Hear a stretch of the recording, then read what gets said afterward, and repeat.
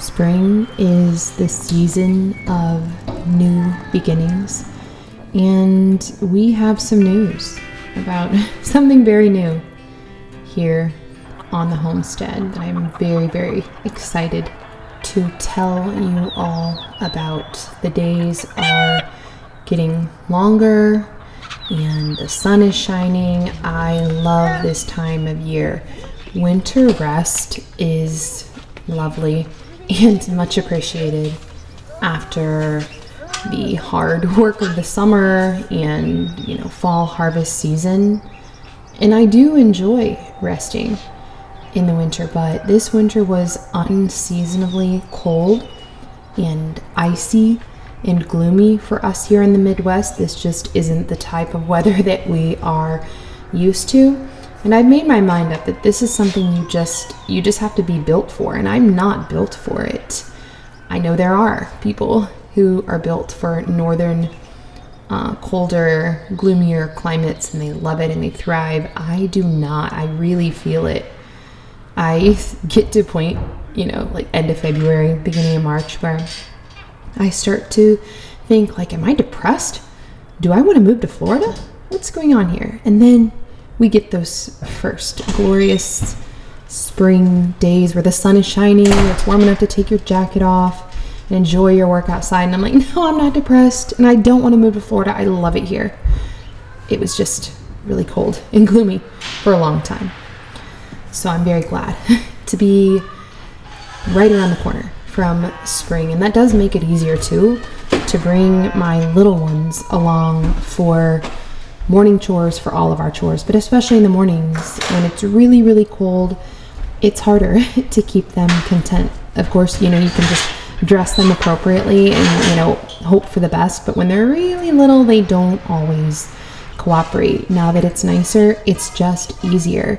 And they're happy to come along with me and watch as I work, or help, or play, or, get into things as I work, which they like to do a lot.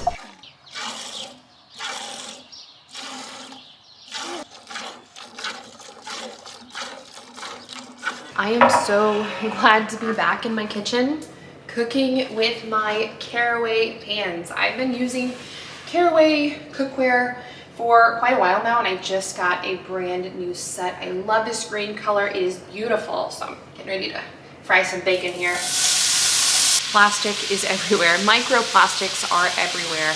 And we can't control everything, but one thing we can definitely control is our cookware we use in our own home. I was recently on vacation and they had Teflon cookware, which I shouldn't be surprised because that's what most cookware is. But Teflon is incredibly toxic. After only 2.5 minutes, it heats up to over 500 degrees and harmful chemicals start to be released into the air, and you actually can't see them or smell them, but you're definitely breathing them in, and they have a harmful effect on the body, from immune disruption to even putting you at an increased risk for cancer or heart disease. Teflon and microplastics are no joke when it comes to health concerns, but it's really not something you need to stress about if you cook most of your meals at home, because you can just make the switch to non-toxic cookware. What I love about caraway is that it is beautiful, completely non-toxic.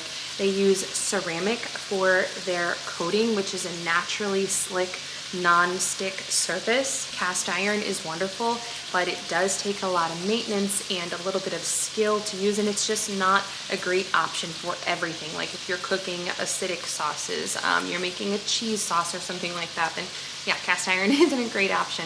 I love that I can use my caraway set for whatever I'm making. I've got pasta boiling in my big caraway Dutch oven in the background. I've got bacon frying for a pasta dish that I'm making. Caraway does hold up over time. I've got the proof. This is my the Dutch oven from my original caraway set that I got several months back. You guys have seen me. I put these to use all the time. You see them in my videos all the time, and look at the inside. Look at that coating. It is perfect. The only considerations you need to keep in mind for caring for your caraway cookware, just don't use any metal. So use silicone or wood utensils when you're cooking, and then don't stack them inside of each other. that could damage the coating. They actually come with magnetic upright storage racks that make it really easy to store them properly so that they don't get damaged, and they come with lids as well, so you can whip up whatever you have on the menu. They have really pretty neutral colors to choose from. Both of these colors go so well in my kitchen, and my husband and kids especially love our Caraway cookware because cleanup is so easy. You literally just wipe them clean, whereas cast iron can be a little bit tricky. A great spring cleaning task would be throwing out all of your toxic cookware and replacing it with a Caraway set. And I would definitely recommend getting one of the bundles, because when you do, you will save 20%. The bundle that I have came with a smaller pot, smaller frying pan, the larger frying pan that I have my bacon in right now, and the big Dutch oven, and that is more than enough to cover all of your bases. Plus, you can use my discount code HOPEWELL10, which will get you an additional 10% savings on top of the 20% you save when you purchase a bundle, and my code can be used site-wide as well if you want to look at their other products. So I will put my link and my discount code and all of the details in the description below the video. Just tap the more button. I know you guys are going to love Caraway. This is such a simple swap to cut way down on toxins and microplastics in your life. Just have to add a finishing touch here, which anytime I make pasta with bacon, this is the finishing touch. Some bacon grease. It is so good to be back in my kitchen with all of my tools that I like, including non-toxic cookware. You all know that when we travel, we pack very lightly, but my mom and dad do not. And the last time that we went on vacation with them, it was so nice because they brought a trailer and they brought all of their cast iron. And you know, my mom, like, if you think that I am crunchy, you should meet my mom. She is the queen. But she's so balanced about it. You know, she's not like, you know, some crunchy people are just completely unrelatable or unenjoyable to be around. She's not like that at all, but she just knows all the things. She knows all the tricks. She knows about all the toxic stuff, and I love that because we get to just share a passion for that. My sister is the same way too. It's really nice that we have all of those things in common. And you know, if we ever had an Airbnb, I think I would equip it to be like non-toxic. I would have a good water filtration system and good quality non-toxic cookware and birch mattresses and, you know, just like organic sheets. And then I would advertise it that way as a clean, non-toxic getaway. I mean, you can't be perfect, right? You can't make everything these days non-toxic, but you can try. And those little efforts do add up. So I'm making breakfast sandwiches here with my super soft burger bun recipe, except this was made with freshly milled flour. It was just a 1-to-1. I will link the recipe in the description, but it's also at hopewellheightsblog.com. So anytime I talk about a recipe, just go to hopewellheightsblog.com and type it in. Super soft burger buns. So this was hard white wheat that I used for those. Now on this day, I got up, you know, made my chai latte, made breakfast, and my husband hauled compost over to the garden so that we could start getting things ready. This truck actually, I think his dad bought it when he was young, like really young. And then my husband drove it in high school. And yeah, we still have it. We call it affectionately the green and white pickup. So I love the green and white pickup. It's just a piece of this farm. And they don't drive it far. They don't use it for big jobs, but little things around the farm, it gets put to use. So as John took off with the toddler to get going, get prepped for our day of prepping the garden, and I was in here finishing up breakfast, you can see my Caraway pan at work. So great for eggs. I mean, I keep my cast iron pretty well seasoned so that it's pretty well non-stick, but if you want a totally non-stick option, that is non-toxic and that doesn't require the seasoning and the maintenance, then yeah, Caraway's going to be your best bet. Also, we are back in the eggs, like really back in the eggs. We're getting well over a dozen a day, and this is the place I like to be. We have 7 people in our family, so if we have eggs every morning for breakfast, that's a dozen eggs. And then if I've got a jar of mayonnaise sitting here on the counter. That recipe is on my blog too at hopewellheightsblog.com for homemade mayo. That calls for a few eggs. And then if I want to hard boil some eggs or add eggs into a salad or bake something with eggs, I mean, it is not unrealistic for me to say that I use close to 2 dozen eggs a day. That might sound like a lot, but especially when you have the eggs coming in, then it just makes sense to have that be a large part of your nutrition. So we did not have to buy eggs at all over the winter, even though our massive flock did stop laying over the winter, which is common for them to stop laying. Because I was able to freeze dry enough eggs to get us through. However, when you freeze dry eggs, you scramble them first. So when you reconstitute them, they're scrambled. So we haven't been having a lot of fried eggs over the winter. So my kids and my husband have really been enjoying the fried eggs. Okay, remember earlier when I told you that cleanup with Caraway pans is super easy? You just like rinse and wipe them clean. Well, there you have it. It really is very easy. So after breakfast, I did a little bit of cleanup, and then I kind of took inventory upstairs. We do not have an official pantry room upstairs. I just have some cabinets that I use for food storage.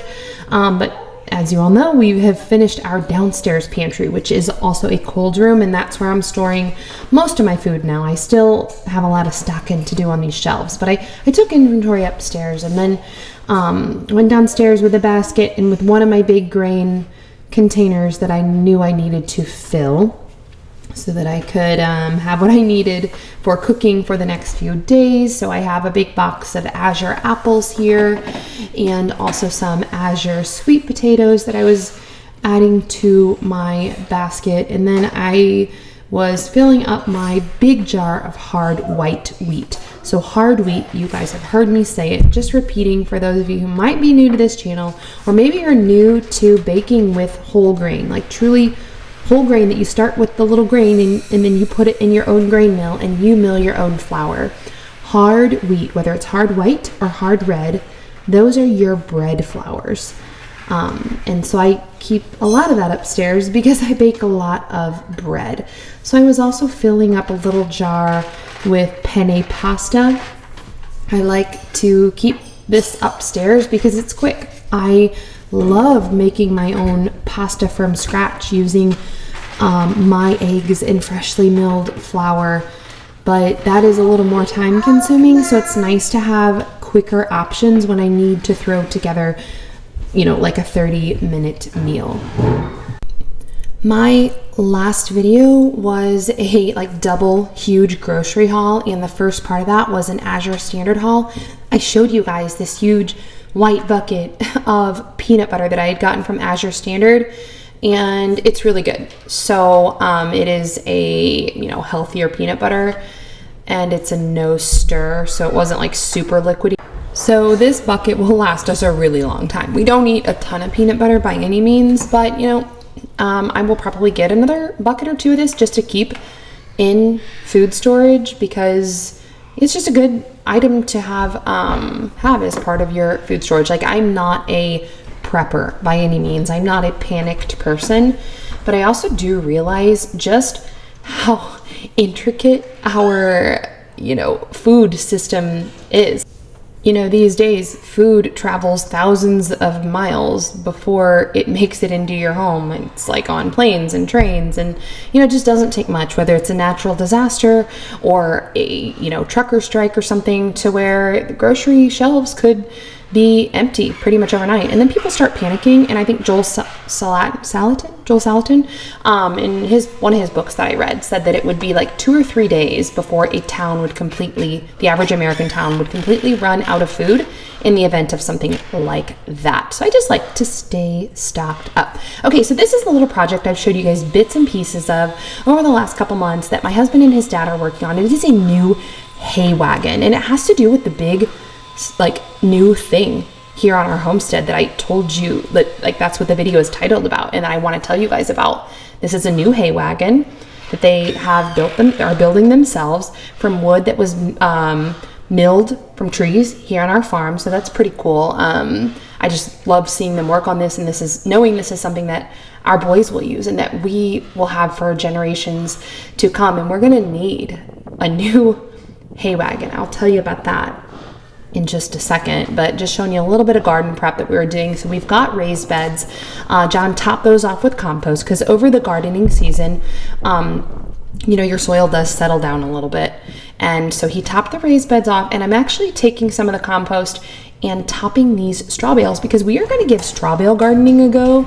I know somebody who has done it and had fabulous success. I showed my husband a couple pictures. He was super intrigued, and I'm like, can you look into this and figure out how to do it? So he did. He watched a bunch of videos and told me what we should do, and he set it up. So he pretty much did all this. I'm just doing the easy part of scooping stuff on top of the straw bales. But if you want to look into it more, just look up straw bale gardening, because like I'm telling you guys, I'm just now trying this. I'm not an expert. I've never done it before. I don't have any firsthand experience aside from what you see me doing in this video, which is just preparing the straw bales. But essentially you are composting inside of straw bales, and you're going to grow inside of the straw bales in an organic environment where there will be no weeds. Sounds too good to be true, right? Well, I've seen it in action. When I saw it, like I was at this person's house, looked out back of their house into their yard, and I was like, what is that? She said, that is a straw bale garden. That's my husband's garden. And he's a master gardener. He's tried so many different things, and he, is just a huge fan. This is his favorite thing, is the straw bale garden. So I was, so intrigued for many reasons. It's very cheap. This can be done anywhere. Like even if you just had like a concrete patio, you could set up a straw bale garden. Straw bales are dirt cheap, easy to come by. And you just top them with some compost and like bone meal or blood meal. You got to look into it to see what you want to go with as far as topping your straw bales to start the composting process to where you're actually like making soil inside the straw bales. But it's very, very cheap to get it going, very easy to source the materials you need. And so I'm excited. I'm hopeful. We'll see. I told my husband we should call it like redneck raised beds. Redneck raised beds. And he kind of just like ignored me. I don't think he liked that, or he didn't think it was funny or something. I don't know. But anyway, what I'm doing now on the other side of the straw bales is I was just adding a little compost to this other side of this cattle panel trellis here. This is where I typically grow my tomatoes, but I'm actually going to plant the tomatoes in the straw bales. So then here on the other side on the ground, I'm going to grow onions. So I'm just, adding compost into this soil. And then here in a week or two, I will plant my onions. Okay, so here's our surprise. We bought a cottage. This was not on our radar. I am shocked. I still don't know what's going on. This happened so suddenly. It is the wildest story, but it's under contract, but there's no contingencies, nothing really that could fall through. You say that it could fall through, right? But it's pretty well like a done deal. This is our new cottage. And this was very sudden. We weren't looking, like I said, not on our radar. So there's our farm, by the way. So you turn around behind this new cottage of ours. I'm zooming in. Don't mind the crazy camera skills. We were walking it to show our family after we bought it, like in a very short time frame. This all transpired. So it overlooks our farm.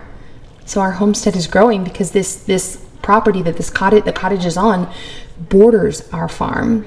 It is like all along the back side of the east side portion of our farm. So that is what I meant when I said that our homestead is growing. And I'm so excited to take you all along and show you so many more parts of this new property and of the cottage, but I just wanted to give you a little sneak peek today. And then when we close in about 6 weeks, I will be doing a full tour. All right, well, that is it for this week's video. Don't forget to check into swapping out your toxic cookware for Caraway cookware, and be sure to use my code HOPEWELL10 when you check out.